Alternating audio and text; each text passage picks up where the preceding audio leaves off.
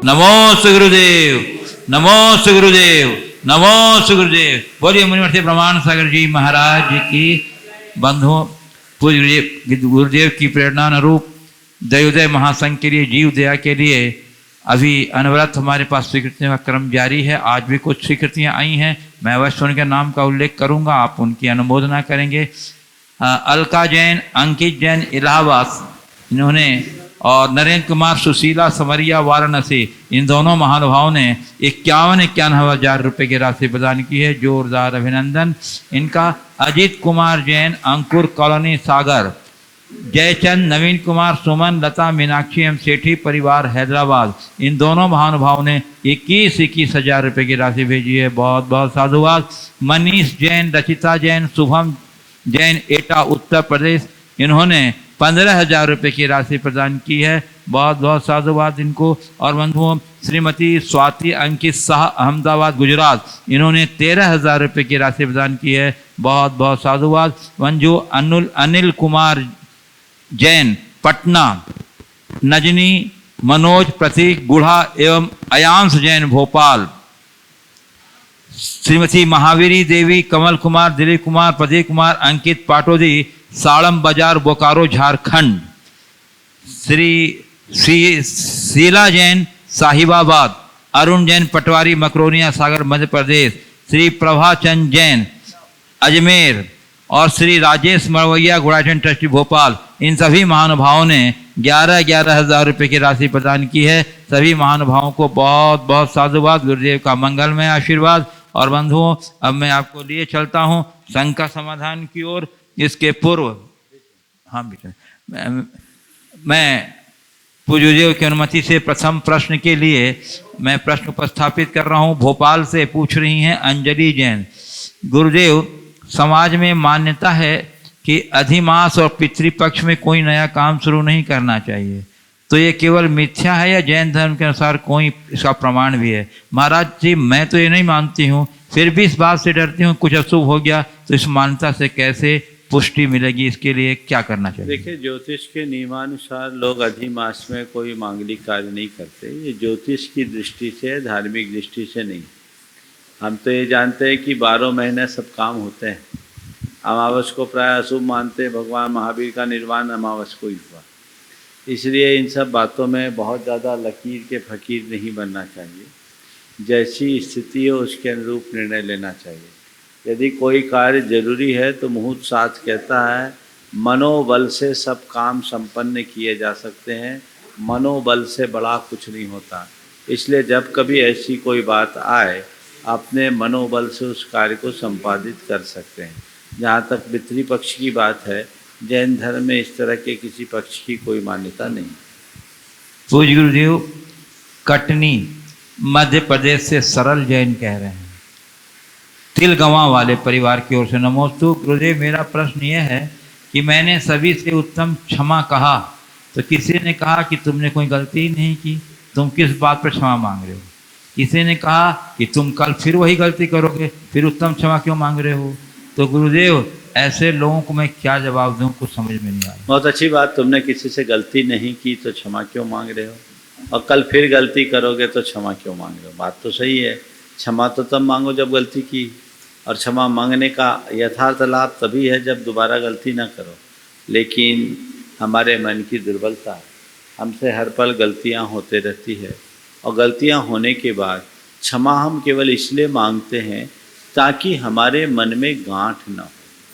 एक बार गलती हो और गलती की पुनरावृत्ति न करने का संकल्प रखते हुए यदि हम किसी से क्षमा मांगते हैं और क्षमा करते हैं तो वैर की संतति वहीं रुक जाती है। दोष करना मनुष्य की दुर्बलता है। बार बार गलतियां लोग करते हैं, हर प्राणी के द्वारा गलतियां होती है, लेकिन किसी की गलती पर गांठ बना लेना बहुत बड़ी कषा है।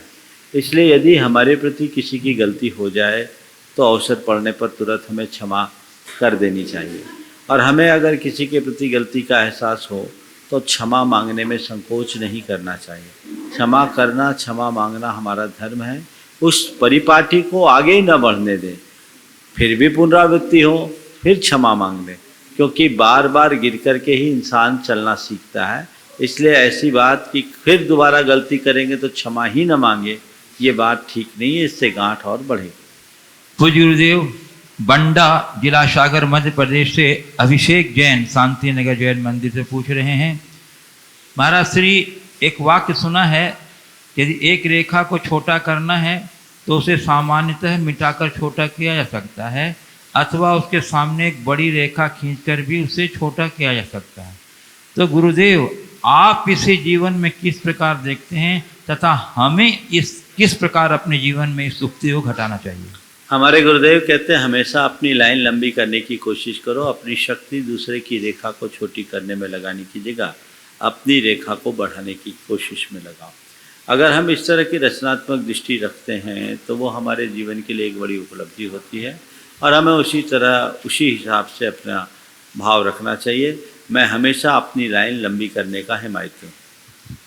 पूज्य गुरुदेव, बीना मध्य प्रदेश से प्रोफेसर डॉक्टर अजित कुमार जैन कह रहे हैं, गुरुदेव आज शिक्षक दिवस है, इस पावन पर्व पर हम सभी को आशीर्वाद प्रदान करें जिससे हम अपने शिक्षक के दायित्व को पूर्ण निष्ठा एवं लगन से पूर्ण कर सकें। महाराज श्री एक लौकिक गुरु को अपने दायित्व के निर्वहन में किन किन बातों का ध्यान रखना चाहिए जिससे वह अपनी प्रतिष्ठा को बनाए रखें एवं अपने शिष्यों को एक बेहतर इंसान बना सकने में सहयोग प्रदान कर सकें? गुरुदेव आपके मार्गदर्शन की कृपा करें। देखिए, बहुत अच्छी बात, आज शिक्षक दिवस है। शिक्षक वो होते हैं जो हमें पढ़ाते हैं, लिखाते हैं। यद्यपि गुरु का स्थान बहुत ऊंचा है। गुरु वो हैं जो हमारे अंदर के अंधकार को दूर करके हमारे आध्यात्मिक जीवन का पथ प्रशस्त करते हैं। पर जीवन में शिक्षक का बहुत महत्वपूर्ण स्थान है, क्योंकि हम अगर ज्ञान अर्जन न करें, अक्षर ज्ञान ना हो, अंक ज्ञान ना हो, तो हम कुछ कर नहीं सकते। शिक्षा की महत्ता का अंदाज तो कुरल काव्य की इन पंक्तियों से आप लगा सकते हैं कि मनुष्य की जीती जागती दो आँखें हैं, अक्षर और अंक। मनुष्य की जीती जागती दो आँखें हैं, अक्षर और अंक, अन्यथा छेद तो नारियल में भी होते हैं। अगर आँख है तो सही, आँख अक्षर और अंक है, उसे हम आत्मसात करेंगे तभी अपने जीवन में कुछ सार्थक उपलब्धि घटित कर सकते हैं। आपने शिक्षकों के जीवन के लिए जो दायित्व की बात कही है, एक शिक्षक की बहुत बड़ी जिम्मेदारी होती है। भावी पीढ़ी के निर्माण का गुरुतर दायित्व उनको होता है। शिक्षक केवल अक्षर ज्ञान न दे, शिक्षक केवल अंक गणित न करे। शिक्षक को चाहिए कि वे अपने पास पढ़ने वाले छात्रों को आत्मा के अक्षर स्वरूप का भी बोध कराए, और दूसरी बात, अंक ज्ञान कराने की जगह जीवन का गणित और जीवन का विज्ञान भी सिखाए। अगर शिक्षा के साथ वे संस्कारों का समारोपण करते हैं तो समाज में एक बहुत बड़ी देन उनके द्वारा घटित हो सकती है। तो शिक्षक शिक्षा ही नहीं, संस्कार भी दे। आज के समय में ये सब कुछ पूरी तरह व्यावसायिक हो गया है, इसलिए वो केवल अपना कोर्स पूरा करने का ध्यान रखते हैं। लेकिन यदि उसके साथ साथ हर शिक्षक अपने यहाँ अध्ययनरत छात्रों को संस्कारों का ज्ञान दे तो बहुत बड़ा काम कर सकते हैं। मैं अपने जीवन का अनुभव कहता हूँ। हमारे एक शिक्षक थे, वे हम लोगों को पढ़ाया करते थे और पढ़ाते समय वो बहुत अच्छे संस्कार भी दिया करते थे। एक दिन उनसे पूछा गया कि 3 और 2 5 ही क्यों होते हैं? गणित पढ़ा रहे हैं, 3 और 2 5 ही क्यों होते हैं? ये सवाल अगर किसी से भी पूछा जाए तो यही उत्तर होगा संभवतः, क्योंकि 3 और 2 5 होते हैं, इसलिए 5 होते हैं। उन्होंने जो जवाब दिया वो आज भी हमारे हृदय पटल पर अंकित है। उन्होंने कहा, किसी से लेते समय 6 न ले लो और किसी को देते समय 4 न दे दो, इसलिए 3 और 2 5 होते हैं। ये संस्कार, तो ऐसे संस्कारों से भरकर यदि शिक्षक अपने छात्रों को ज्ञान देंगे तो उसका जीवन पर बड़ा व्यापक प्रभाव पड़ेगा। विडंबना ये है कि आजकल शिक्षकों में खुद संस्कार नहीं बचा। वे अपने चरित्र बल को मजबूत बनाएं ताकि छात्रों पर उनका असर पड़े। और ये बात सही है, आज बच्चे अपने शिक्षक की बात को जितनी प्रमुखता देते हैं उतनी औरों को नहीं। इसलिए शिक्षकों को ये चाहिए कि इस गुरुतर दायित्व का अच्छे से निर्वहन करें। पूज्य गुरुदेव, सागर मध्य प्रदेश से बाल ब्रह्मचारी बहन स्नेह दीदी पूछ रही हैं, उत्तम क्षमा पूर्वक नमोस्तु के साथ कि गुरुदेव, व्यवहार कुशलता एक गुण है जो संयम के आधार पर चलता है, ऐसा आपने एक दिन पर प्रवचन में कहा था। महाराज जी, परमार्थ क्षेत्र के व्यवहार का संयम तो स्वाध्याय द्वारा, आप गुरुजनों द्वारा जाना है कि काय छहों प्रतिपाल पंचेंद्रिय मन वश करो, और कुछ न कुछ पाल भी लेते हैं। लेकिन गुरुदेव, लौकिक व्यवहार क्षेत्र के संयम से क्या तात्पर्य है, और शास्त्रों में इस संयम का स्वरूप तो कहीं पढ़ने को मिलता ही नहीं। देखिए, व्यवहार कुशलता मनुष्य के जीवन का एक बड़ा गुण है। व्यवहार कुशलता का मतलब है जीवन में विनम्रता होना, शालीनता होना, मिलनसारता होना, सादगी होना, सकारात्मकता का होना। मुझे पता नहीं मैंने लौकिक व्यवहार कुशलता की बात क्या की और कब की, किस संदर्भ में आपने पूछा है, लेकिन ये बात सही है कि पारमार्थिक क्षेत्र में संयमी का जो व्यवहार होता है वो बड़ा दृढ़ होता है, और वह उसके बल पर कुशलता से अपने जीवन को आगे बढ़ाता है। उसका हर व्यवहार सधा हुआ होना चाहिए। लेकिन लौकिक क्षेत्र में व्यवहार कुशलता का मतलब यही है कि हम मृदुभाषी बने, विनम्र स्वभावी बने, हमारी चेष्टाएं अच्छी हों, मिलनसार रहें, घुल मिल कर रहें, सकारात्मक सोचें, अपने अभिमान को गौण करके चले, और हमेशा कार्यों में दक्षता रखें, नीति निपुणता के साथ कार्य करें। यह हमें गुरुजनों के सानिध्य से, बड़े जनों के संसर्ग से और जीवन के अनुभव से प्रकट होता है, जिसे हमें हमेशा आत्मसात करना चाहिए। पूज्य गुरुदेव, दिल्ली से श्रेया जैन कह रही हैं, देखो, व्यवहार कुशलता का एक उदाहरण दे रहा हूँ। ये अंदर से आता, सिखाया नहीं जाता। गुरुदेव के चरणों में हम लोग थे, 1993 की बात है, रामटेक में। अब गुरुदेव दीवार से टिके हुए थे। मैं उनकी सिर की मालिश करते करते थोड़े गर्दन को ऐसे दबा रहा था। ऐसा मन में आया कि पीठ की कर दूं। और गुरुजी का एक विशेष रहता है कि अगर कराना होता है तो कभी मना नहीं करते, और नहीं कराना होता तो पहले ही रिएक्ट कर देते। तो मैं थोड़ा, जितने देर तक मेरा हाथ गया, उनने कोई रिएक्शन नहीं किया। तो हमने कहा मामला तो बन जाएगा, लेकिन अब गुरुदेव से कैसे कहूँ कि आप थोड़ा आगे खिसको। उन्हें आगे खिसकने का कहना तो उनकी अवमानना है। तो चरणों में ब्रह्मचारी बैठे थे, संजय पनागर वाले।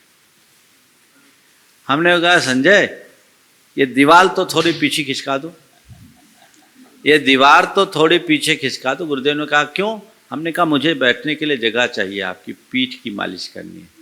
गुरुदेव ने सुना और खुद 2 कदम आगे आगे बोले, लो पीछे खिसका देता हूँ, और मेरा काम हो गया। तो ये है व्यवहार कुशलता। ये पढ़ने से नहीं आता, ये अनुभव से आता। हो सकता है मेरी जगह कोई दूसरा होता, गुरुदेव थोड़ा सा आप आगे से रखिए ना। ऐसा भी किया जा सकता था, विनम्रता से भी किया जा सकता था, पर वो सुसंगत नहीं था। किस समय क्या कैसा व्यवहार करना चाहिए, ये एक प्रतिभा होती है, और यही मनुष्य के व्यक्तित्व को ऊंचा उठाती है। इसलिए हमेशा औचित्य गुण का ध्यान रखते हुए व्यवहार कुशलता से काम करना चाहिए। पूज्य गुरुदेव, दिल्ली से श्रेया जैन कह रही हैं, आजकल के समय में चॉइस ज़्यादा हो गई है, चाहे वो स्टडी में हो या लोगों के लाइफ में। चॉइस ज़्यादा होने के कारण अपना डिसीजन मेकिंग कैसे करें, तो आपने कहा था कि माइंड में टारगेट सेट करके माइंड सेट करो कि हमें क्या करना है। तो गुरुदेव, अगर घर परिवार वालों से हमारे विचार की संगति नहीं बैठती है, तो हम किस प्रकार टारगेट सेट करें? हम अपनी चॉइस को प्राथमिकता दें या घर वालों की चॉइस? देखिए, चॉइस होनी चाहिए, अच्छी चीज़ है, और चॉइस से व्यक्ति आगे बढ़ता है। लेकिन चॉइस भी अपने बैकग्राउंड को ध्यान में रखकर करना चाहिए। हमारी पारिवारिक पृष्ठभूमि क्या है, हमारी खुद की शारीरिक, मानसिक और बौद्धिक स्थिति क्या है, हमारी फाइनेंशियल बैकग्राउंड क्या है, इन सब को ध्यान में रखते हुए अपनी चॉइस रखना चाहिए। कई बार लोग हैं कि हमें अपनी चॉइस रखना चाहिए और उसी के अनुरूप देखना चाहिए, हमने अपना माइंड सेट बना लिया और उसी के अनुरूप अपना टारगेट फिक्स करके चलना शुरू किया। लेकिन हमें आगे पीछे का वातावरण भी तो देखना चाहिए। ऐसा कभी करो ही नहीं जिससे आपको मुंह की खानी पड़े या अनावश्यक तनाव और दबाव का शिकार बनना पड़े। हमेशा संयत तरीके से आप रहें, अपने चॉइस को उसी अनुरूप बनाएं, तो आप बच के रहेंगे। इसलिए कुछ उम्र तक तो अपनी चॉइस प्रकट कर देना चाहिए और बड़ों की सलाह लेकर के उस पर विचार करना चाहिए और व्यापक दृष्टि से देखकर समझकर निर्णय लेना चाहिए। और थोड़े बड़े हो जाएं, अपने निर्णय लेने में पूर्णतः सक्षम हों, तो अपनी चॉइस रखो, लेकिन अपने चॉइस को पूरी करने के अनुकूल वातावरण पहले बनाओ। जब तक वैसा हम वातावरण नहीं बनाते तब तक अच्छे परिणाम नहीं आते। इसलिए चॉइस के साथ हमें वातावरण भी देखना चाहिए और कुछ मामलों में हमें बड़ों का हमेशा अनुकरण करना चाहिए। बड़ों की बहुत सारी सीख होती है जो हमारे लिए बहुत काम की होती है, और उसको देखकर अगर हम चले, हित बुद्धि से चले, तो बहुत अच्छा लगता है। मैं आपको एक घटना बताता हूँ। एक युवक था, उसकी चॉइस थी मेडिकल लाइन में जाने की। उसके पिताजी एक बड़ी इंडस्ट्री के मालिक थे, एक ही बेटा था। वो सोचते थे मेडिकल में चले जाएगा तो मेरी इंडस्ट्री को कौन चलाएगा, तो उन्होंने उनको साइंस की लाइन में लगा दिया। वो लड़का इंजीनियरिंग कॉलेज में चला गया, लेकिन उसके मन में डॉक्टर बनने का भाव था, तो ढंग से पढ़ा भी नहीं। जैसे तैसे इंजीनियरिंग तो पूरी की, लेकिन उसके मन में एक बात बैठ गई, पापा ने मेरे कैरियर को ख़त्म कर दिया। पापा ने मेरे कैरियर को ख़त्म कर दिया। मेरी चॉइस थी, मैं बहुत दिनों से सोचा था मुझे मेडिकल लाइन में जाना है, पर पापा ने मेरी कुछ सुनी ही नहीं। अब इस बात को लेकर वो बड़ा अनमना सा रहता था और उसके मन में एक बुरी गांठ बन गई कि पापा ने मेरे कैरियर को बर्बाद किया, मैं पापा की इंडस्ट्री बर्बाद करूँगा। ये बात उसके दिमाग में बैठ गई। अब उसके पिताजी ने मुझसे कहा तो मैंने कहा ठीक है। बच्चे में एक बात थी कि वो आता था, और जिनके बच्चे गुरुओं से जुड़े रहते हैं, जो पेरेंट्स अपने बच्चों को समय समय पर लाते हैं, उनके लिए कई बार गुरुजन संकट मोचक बन जाते हैं। तो मैंने उससे बात की। उसने कहा पापा ने मेरा सब कुछ ख़त्म कर दिया, मैं मेडिकल लाइन में जाना चाहता था, मेरे दोस्त आज कितने आगे बढ़ गए। मैं कहा, बोले देख ठीक है। मैंने उसकी बात पूरी सुनी, प्रेम पूर्वक सुनी। उसके बाद कहा देख, तू कहता था मेडिकल लाइन में जाना था, तो मेडिकल की लाइन तो आज भी तेरे पास खुली है, तेरा समय थोड़ी ख़राब हो गया, तू आज भी कर ले, लेकिन थोड़ी देर के लिए सोच, तू मेडिकल लाइन में चला भी जाता तो पहले MBBS करता, फिर PG करता, उसके बाद अपनी प्रैक्टिस जमाता। कोई ज़रूरी नहीं है कि तू बहुत कुछ कर सकता था, लेकिन तेरे पिताजी की जो इंडस्ट्री है, उनका बिजनेस है, उनका टर्नओवर, ये जमाया है। इससे तेरे को आज कितना आगे बढ़ने का मौका मिल रहा है। आज तू अगर पिताजी के बिजनेस को ठीक ढंग से संभाल करके और आगे बढ़ाता है, तो कितने डॉक्टर तेरे आसपास आ सकते हैं। तुम उस चीज़ को देखो, जिनका कई सौ करोड़ का टर्नओवर है, वो व्यक्ति थोड़ी सी बात को लेकर के इस तरह के विचार करे, ये तो शोभा नहीं देता। तुम समझो, तुम्हारे पिताजी ने निश्चित, तुमको लगता है कि तुम्हारे कैरियर को चौपट किया, पर मुझे लगता है ऐसा करके उनने तुम पर उपकार ही किया है। तुम अपनी नकारात्मकता को छोड़ो। कोई ज़रूरी नहीं कि तुम डॉक्टर बन जाते तो भी सफल हो जाते, और कोई ये भी ज़रूरी नहीं कि तुम मेडिकल लाइन में जाने के बाद सफल होते ही। बहुत सारे लोग मेडिकल लाइन में जाते हैं, एग्ज़ाम्स देते हैं, पर सक्सेस नहीं हो पाते। तुम इंजीनियरिंग लाइन में गए हो, तुम्हारी इंजीनियरिंग कंप्लीट हुई और तुम्हारा खुद का इंडस्ट्री है, तुम उसी विषय में इंजीनियरिंग किए हो, मैकेनिकल इंजीनियर हो, और तुम्हारी कंपनी में तुम्हारा एक अच्छा रोल हो सकता है, तुम उसे संभालो। आखिर ये एम्पायर को कौन संभालेगा।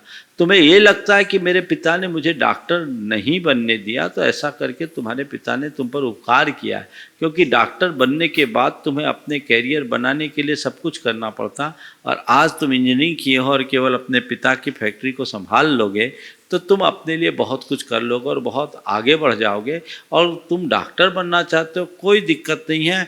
अगर डॉक्टर नहीं बन पाए तो इसका मन में मलाल मत करो, अपने पिताजी से बात करो, अपनी फैक्ट्री को अच्छे से चलाओ, और तुम चाहो तो अपने दम पर एक अस्पताल भी बना सकते हो, जिसमें चैरिटी भी कर सकते हो, और चाहो तो पैसा भी कमा सकते हो। कोई ज़रूरी नहीं कि तुम डॉक्टर बनो तो ही। दुनिया में बहुत सारे ऐसे लोग बड़े बड़े अस्पतालों के मालिक हैं जो खुद डॉक्टर नहीं हैं। तुम क्यों इस चीज़ को सोचते हो। मैंने उसको समझाया, उसका दिमाग ठीक हुआ, कहा महाराज आज पहली बार मुझे किसी ने बताया, मैं आज जाकर अपने पापा से क्षमा मांगता हूँ। उसकी आंखों में आंसू हो गए थे। मैंने उसे बहुत भाव प्रवणता से समझाया था और उसका मन बदला और उसे लगा कि नहीं, पापा की चॉइस सही थी और वो व्यक्ति आज अच्छे से काम कर रहा है और उसने एक अस्पताल भी खोल लिया है। इस घटना के लिए 8 वर्ष हो गए हैं और एक अस्पताल भी उसका चल रहा है जिसमें डॉक्टर से काम कर रहे हैं और उसको बहुत अच्छा लग रहा है।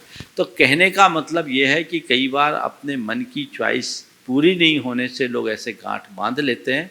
हमें हमेशा बड़ों की सलाह को मानना चाहिए, वो अनुभवपूर्ण होते हैं। कई बार हमें लगता है कि हमारे लिए गलत दिख रहा है, पर कोई ज़रूरी नहीं कि वो गलत हो।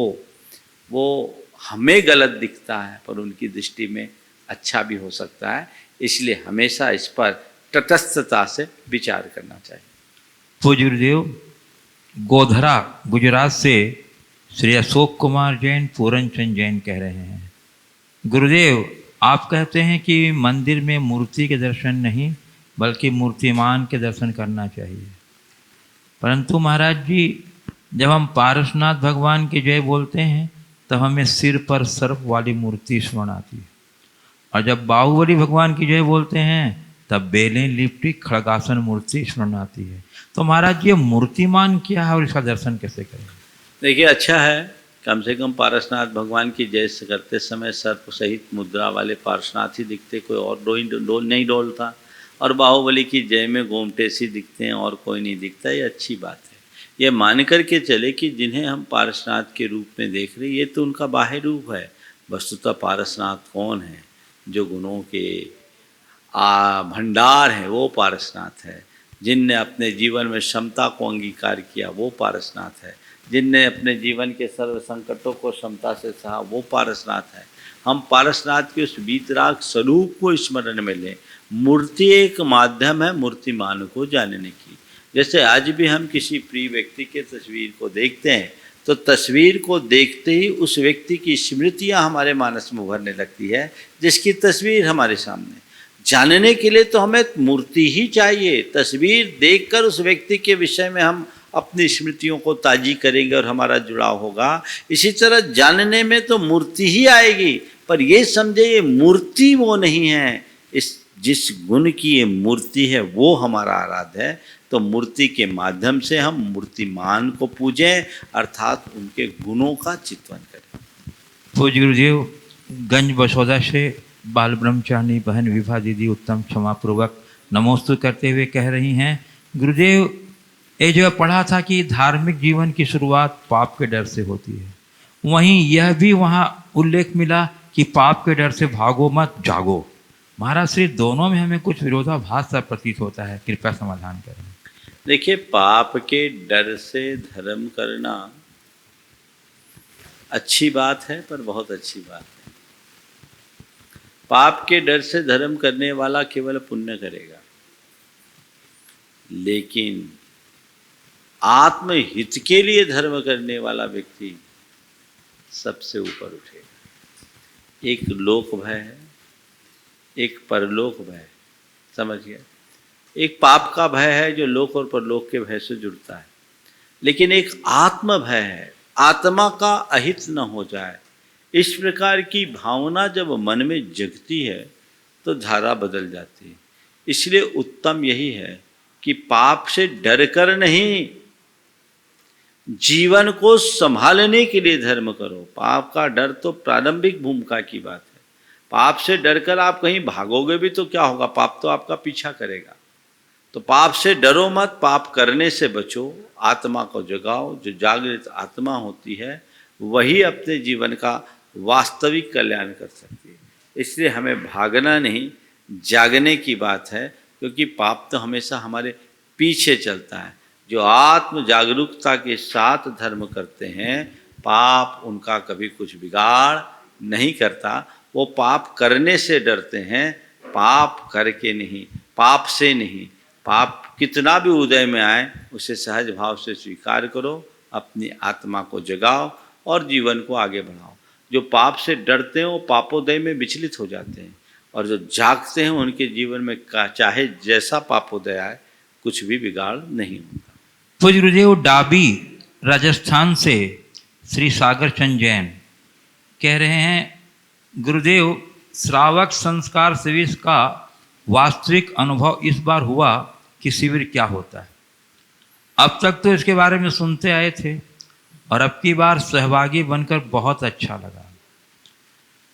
भगवान कहने व सुनने में यह आता है कि वृद्धावस्था में धर्म नहीं होता, किंतु यहाँ कटनी गौशाला के विशाल प्रांगण में उदीयमान क्षेत्र पर आयोजित श्रावक संस्कार शिविर स्थल पर सम्मिलित वृद्ध महानुभावों के उत्साह व पुरुषार्थ ने इस कथन को झुठला दिया, जहाँ उनके उत्साह की जितनी प्रशंसा की जाए उतनी कम है। गुरुदेव, जिज्ञासा है कि उत्साह का राज क्या है?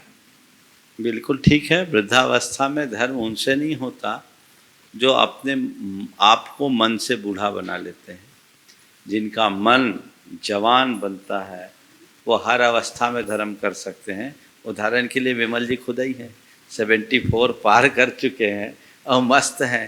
तो ऐसा नहीं है। निश्चित इस बार के शिविर में यहाँ के श्रावक जन जितने थे सब 60 से ऊपर वाले ही थे, कुछ युवा भी थे लेकिन ज़्यादातर 60 से ऊपर वाले थे। पर जिसका मन जागरूक है, जिसके अंतरंग में उमंग है, वह वृद्ध होने पर भी वृद्ध नहीं होता। आपने पूछा इस उत्साह का राज क्या है? धर्मानुराग। धर्म के प्रति अनुराग होगा तो उत्साह अपने आप जगता है। अनुराग से रुचि बढ़ती है और रुचि से उत्साह। तो आप धर्म क्षेत्र में मंद उद्यमी न बने, उत्साहित रहिए। आप बहुत सारे वृद्धों को देखोगे कि उम्र पार करने के बाद भी अपने व्यापार में पूरी निपुणता के साथ जुटे रहते, तत्परता के साथ जुटे रहते। 75-80 पार कर देने के बाद भी बड़ी दक्षता और कुशलता से व्यापार करते हैं। क्यों? क्योंकि उनकी उधर रुचि है। इसी तरह जो धर्म क्षेत्र में आते हैं, जिनकी प्रारंभ से धर्म की रुचि होती है, उनके अंदर उत्साह अपने आप बढ़ता है। उम्र पार कर जाने के बाद भी वो पीछे नहीं रहते हैं। और मैंने तो कई बार देखा जिनके प्रारंभिक दौर से धार्मिक अभिरुचि रही है, उनका उत्साह अच्छे अच्छे जवानों से अच्छा है। जगाइए, ये बात सही है। बुढ़ापे में रुचि मुश्किल से जगती है। जो जवानी से धर्म रुचि वाले होते हैं उनकी अंत तक रुचि बनी रहती है और वो रुचि उनको जवान बनाए रखती है अंत तक। इसलिए बुढ़ापा आने से पहले अपनी रुचि को जगा लो ताकि बुढ़ापे में भी आप जवान बने रहो। पूज्य गुरुदेव, दिल्ली से गुणायतन के शिरोमणि संरक्षक श्री आशीष जैन चावल वाले नमोस्तु पूर्वक कह रहे हैं, गुरुदेव आज टीचर्स डे है और मेरा गुरु ही मेरा टीचर है और मैं बहुत कृतज्ञ हूँ अपने गुरु के, जिन्होंने मेरे जीवन को परिवर्तित किया है। गुरुदेव, उनकी जिज्ञासा है कि शिक्षक और सड़क दोनों एक जैसे होते हैं। खुद जहाँ है वहीं पर रहते हैं मगर दूसरों को उनकी मंजिल तक ही पहुँचा देते हैं। गुरुदेव, इसका क्या रहस्य है? बिल्कुल सही है। शिक्षक और सड़क एक जैसे होते हैं, दोनों अपनी जगह रहते हैं पर सामने वाले को अपनी मंजिल तक पहुंचा देते हैं। आपने पूछा है इसका क्या रहस्य है? शिक्षक का काम है ज्ञान देना और सड़क का काम है लोगों को आगे बढ़ने में सहायता देना। शिक्षक हमें ज्ञान देते हैं, सड़क हमें रास्ता दिखाता है। निश्चित सड़क नहीं चलता लेकिन सड़क का इस्तेमाल करके चलने वाले राहगीर अपने मंजिल तक पहुंचा देते हैं। शिक्षक हमें ज्ञान देते हैं और उस ज्ञान का आश्रय लेकर हम अपने जीवन को बहुत आगे तक पहुंचा सकते हैं। तो इस बात को हमें समझना चाहिए, कितनी भी अच्छी सड़क हो, मंजिल पर हम तभी पहुंच पाएंगे जब हम खुद चलना चाहेंगे। सड़क हमें नहीं पहुंचाता, पहुंचना हमें खुद पड़ता है। कितना भी अच्छा शिक्षक हो या कितने भी उच्च गुरु हो, हमारा उद्धार तभी होगा जब हम उनका आश्रय और आलम्बन लेकर स्वयं को आगे बढ़ाने की कोशिश करेंगे, तब हम अपने जीवन का उद्धार कर पाएंगे। ये इसका आशय है। पूज्य गुरुदेव, दिल्ली से कुमार कुणाल जैन मेट्रो सुपुत्र श्री मुकेश कीर्ति जैन गुणायतन ट्रस्टी। उनकी जिज्ञासा है गुरुदेव कि धर्म को युवाओं के सामने कहानियों के रूप में प्रस्तुत किया जाता है। हर धर्म की अपनी अपनी कहानी है और हर कहानी का अपना अपना हर कहानी का कंक्लूजन समान है। बहुत सारे धर्म और जातिवाद की वजह से हमारे समाज में नकारात्मकता बढ़ रही है। गुरुदेव, मेरा प्रश्न ये है कि इन अलग अलग धर्म और जातिवाद से ऊपर उठकर हम वास्तविक धर्म को कैसे समझें और बीइंग रिलीजियस से बीइंग स्पिरिचुअल कैसे बने? अलग अलग धर्म और जातिवाद से ऊपर उठकर हम धर्म के मूल स्वरूप को कैसे बने, बीइंग ए रिलीजियस की जगह बीइंग ए स्पिरिचुअल हम कैसे बने। देखिए, स्वाभाविक है, जितने भी धर्म हैं सबकी अपनी अपनी परंपराएं हैं और जैसी परंपराएं हैं, जैसा विश्वास है, वैसी परंपराएं उसी के अनुरूप चलते हैं। हमें एक बात देखना चाहिए, धर्म अलग अलग हैं, लक्ष्य सबका एक है। हमें जो समझ में आए हम उसका अनुकरण करें, पर एक दूसरे की आलोचना ना करें। पहला काम तो ये होना चाहिए। धर्म हमें रास्ता दिखाता है। हमें एक जगह से, मान लीजिए दिल्ली जाना है, 10 रास्ते हैं। अब हमें ये चूज करना है कि मेरे लिए सबसे कंफर्टेबल रास्ता कौन सा है जिसमें मैं सकुशल पहुंच सकूं। लक्ष्य हमारा अपनी आत्मा के कल्याण का है और जिससे हमें सुगमता से आगे बढ़ने का सुअवसर मिले, हमें उस रास्ते को चुनना चाहिए और वही उस व्यक्ति का धर्म है। लेकिन धर्म का ढोल पीटने से कल्याण नहीं होगा। धर्म के साथ हम तभी कुछ कर पाएंगे जब हम उसका अनुकरण करें।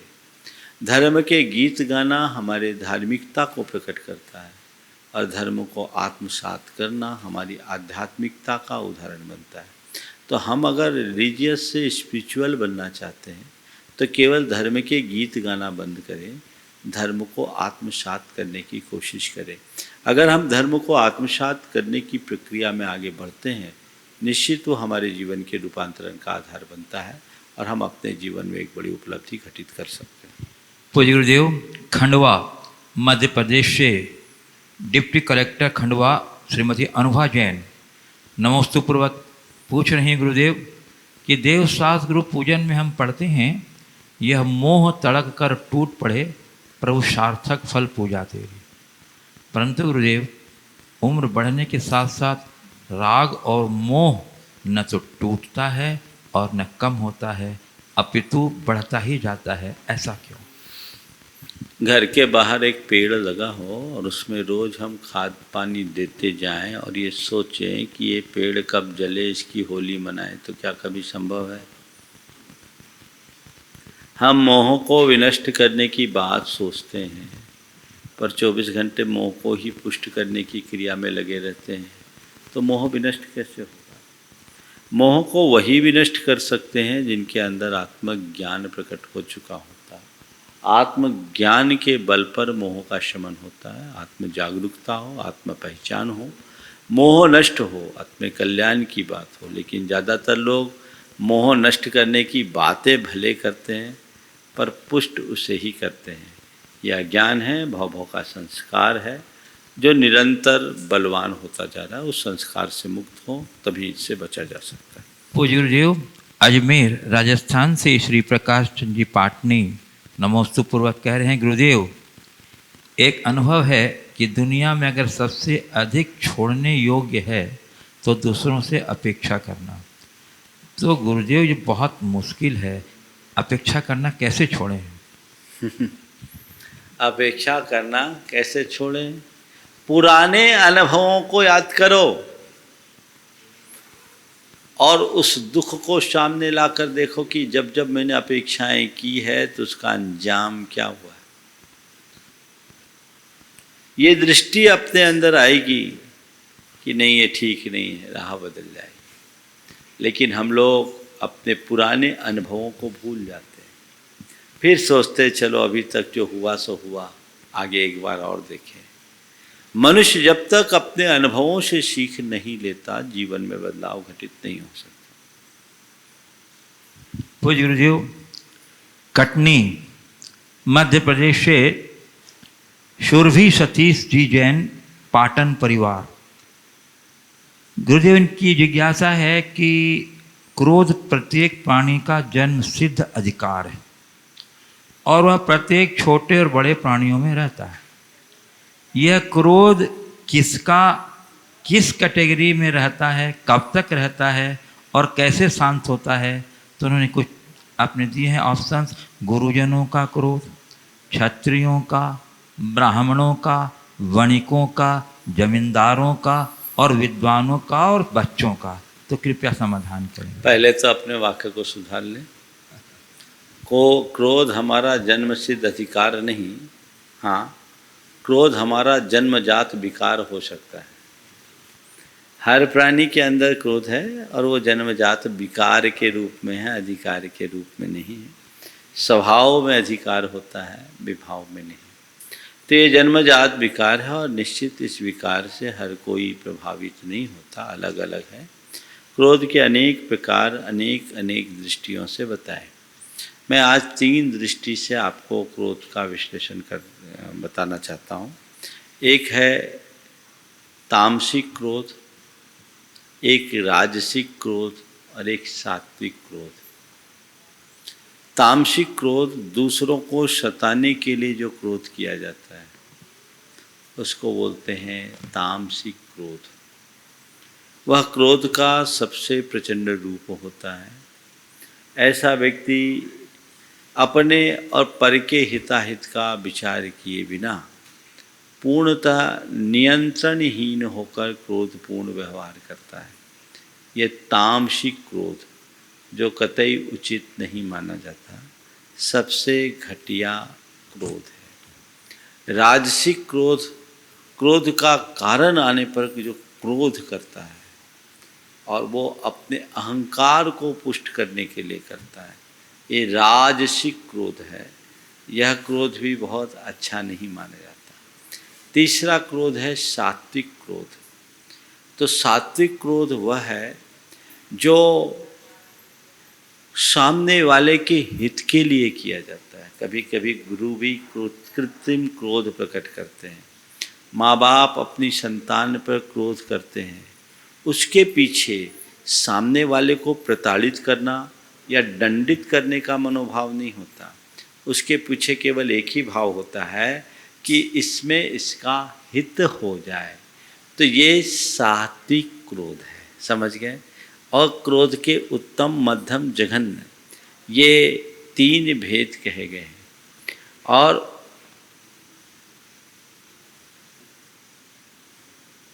उत्तमस्य क्षणम क्रोधम, मध्यमस्य घटिकाद्वयम, अधमस्य तो अहोरात्रम और अधमाधमस्य मरणांतकम।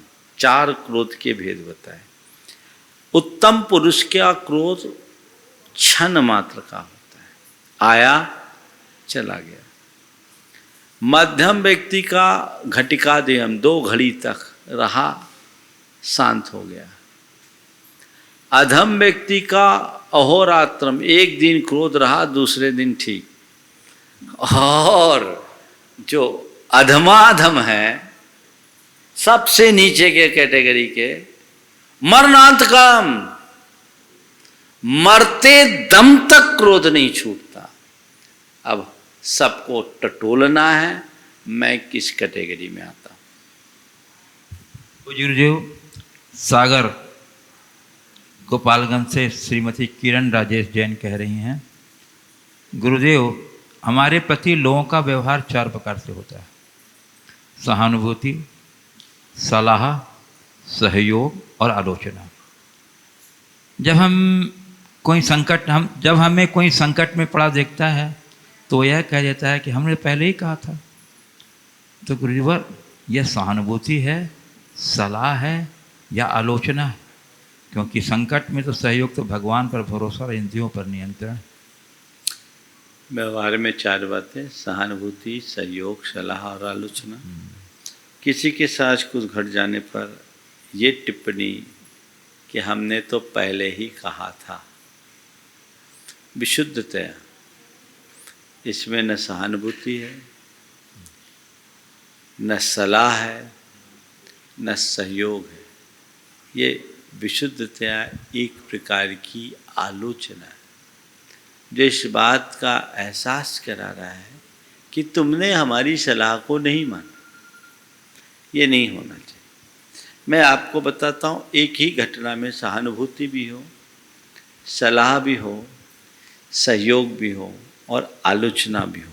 कैसे हो सकती है समालोचना? सहानुभूति, सहयोग, सलाह, सहयोग और समालोचना।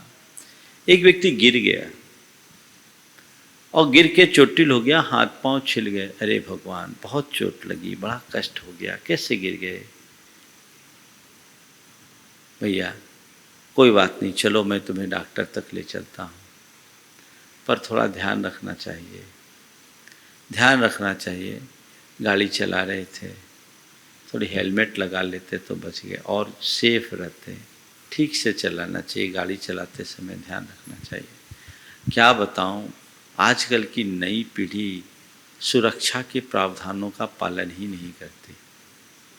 चारों बातें आ गई कि नहीं आई? आ गई, पर क्या करे, सब वन वे चलते हैं। चारों की जरूरत थी, और ये चारों जो करता है वो व्यक्ति बहुत व्यवहार कुशल माना जाता है।